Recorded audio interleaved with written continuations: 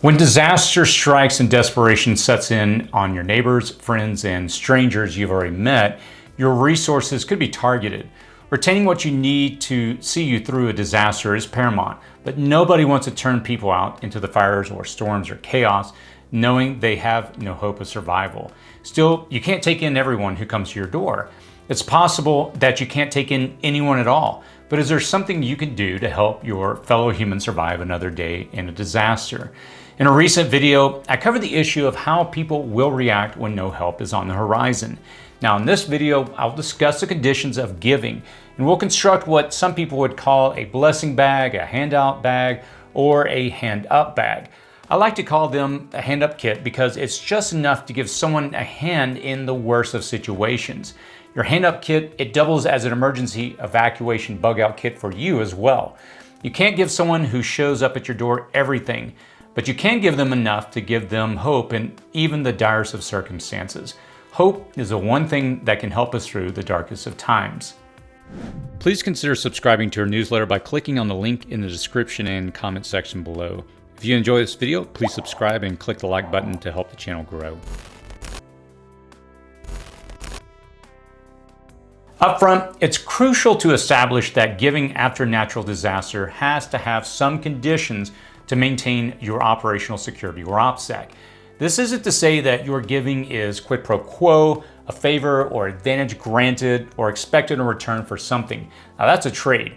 I mean by conditions on your giving that you are not compromising your reserves or your chances of survival by giving to someone else. To maintain your operational security, you should be clear with anyone you're giving to that you don't have much, and this is all you have to spare. You should never reveal the extent of your stores and preps. You should be clear that you cannot take them in or shelter them, but you're willing to help them on their journey. You should never compromise your security or risk being overtaken or someone barging into your safe home. If you feel that your safety is in jeopardy or your secure location could be compromised, it is always the best course of action to turn whoever it is away. Preferably, you can hand over your hand-up kit without actually physically handing it off. Instead, you could tell the person to come back in 10 minutes and you'll leave a little something for them in front of the door. You could also toss a kit from a second-story window to maintain your security. Much will depend on the disaster at hand. A localized catastrophic event that isn't likely to stretch beyond a few days or a week, where relief services are already flowing in and everything is on the mend, would allow you to be very generous. A very localized disaster like a tornado isn't likely to create ongoing excessive civil unrest and lawlessness, so your personal safety will remain high. A large-scale disaster affecting a much larger region where services will be offline indefinitely, now that creates a real threat to your personal security. In this situation, revealing yourself as a source of supplies, it's not the right thing to do. As the disaster worsens and people lose hope that any relief or rescue will come, humanity will fade, and they will view you more of a resource to be exploited at any cost. If the disaster is not a complete SHTF situation, you do have the option and ability to help others should you choose to do so. The uncertainty and estimation of how long the disaster will last will determine both the extent of your giving and your willingness to give. Finally, I wouldn't advise anyone helping the same person twice. Once is a hand up. Twice creates a dependency that will have them returning to your door again and again.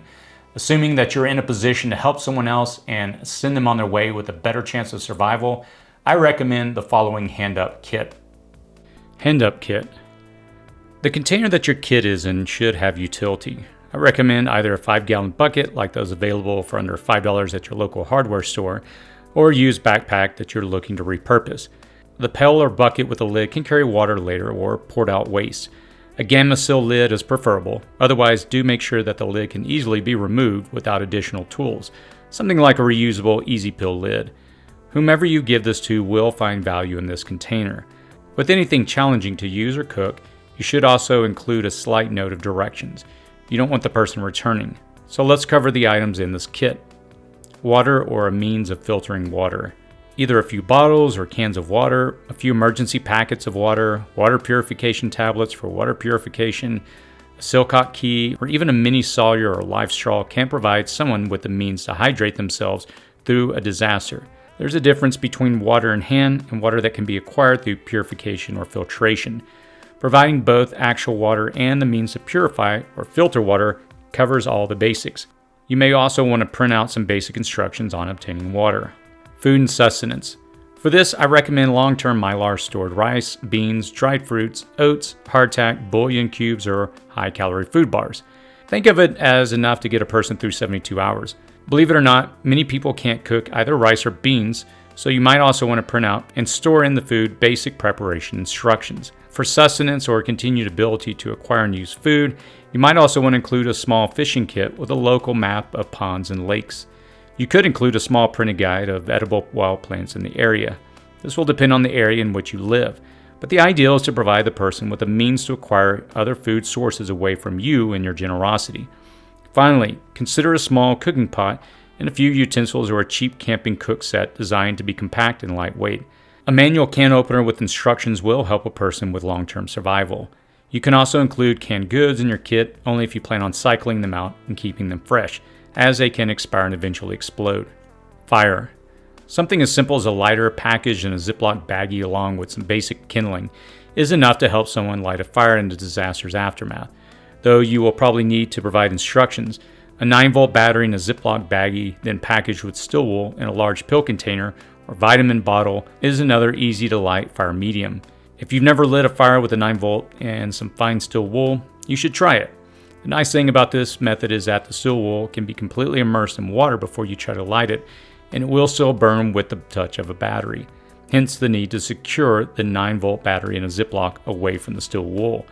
A flint fire starter or matches, believe it or not, will have the average person struggling to light a fire. Solid fuel tablets or even a can of Sterno will provide a person with a shelf-stable, ready catalyst to build a more significant fire. Shelter.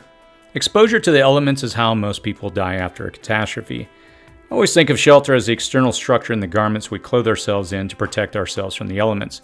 A simple 6x8 tarp can be had for less than $5. Plastic sheeting takes up a very little space, but will completely protect someone from rain. Emergency Mylar blankets are inexpensive as well. A bundle of paracord is cheap and can be used to easily build a shelter or a host of other purposes. An emergency or compact blanket will be of great use, but it will also help pack the contents of your kit securely. Additional items. Water, food, fire, and shelter are the basics of what you should provide in a hand-up kit. Here are additional items to include that will increase someone's odds of survival tremendously.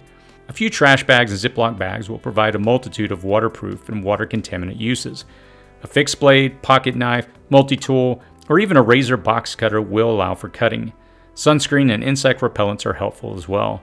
An LED, pin light, or glow sticks will enable the person to navigate and function in low-light situations. Personal hygiene products like toothbrushes, toothpaste, small soap strips, moist towelettes, and alcohol swabs can help a person out. A roll of toilet paper will be a lifesaver. A basic first aid kit with just a few pills of ibuprofen, aspirin, antacid, and even antidiarrheal will be a lifesaver for many. Band-aids, gauze, and cotton balls are sometimes all you need, along with some antibacterial ointment to prevent deadly infections. A small amount of salt and pepper will take up almost no space. Of course, a roll of duct tape will complete the kit. And if you're feeling extra generous, you might want to consider giving the SAS Survival Guide. With this information, you can prevent them from returning. This serves as both an item you could grab if you had to go, and a kit that you can give to someone else. Assuming you already have some of the items on hand, a hand-up kit can easily be constructed for relatively cheap depending on how much you want to add. You could build one all at once for new items, or you can repurpose and recycle items from your own inventory to build kits out slowly over time. You can easily store several kits that can be handed out to different people under different conditions. If disaster strikes in a region proximal to you, you could drive the kits over and hand them out to those affected by the disaster. Think of what you would need if you were desperate and needed help. Put that in your kit. Accepting someone into your home after a disaster isn't realistic in some circumstances. Think of your home as a tiny lifeboat meant to hold 4 people. A 5th or 6th person with thin resources and reduce the amount of time you could stay afloat. A 7th person or more will completely sink you. A hand-up, grab-and-go kit that is thoroughly designed will give a person a much better chance of survival. It will provide them with hope. It's the same thing as tossing a life preserver to a drowning man. When you give, you also give hope. It's inhumane to turn someone away who will die without our help. but that may be the hard reality you faced one day. A hand-up kit makes your decision easier. What do you think? Have I left something out of the hand-up kit? What would you include in yours, and what kits do you have designed to help others? Tell us in the comments section below. I read many of the comments and respond to them typically within the first hour of releasing the video. If you found this video informative and helpful, please click that thumbs up icon. It's a little thing, but it helps us build our prepping community. I can notify you when other videos become available if you subscribe to this channel. As always, please stay safe out there.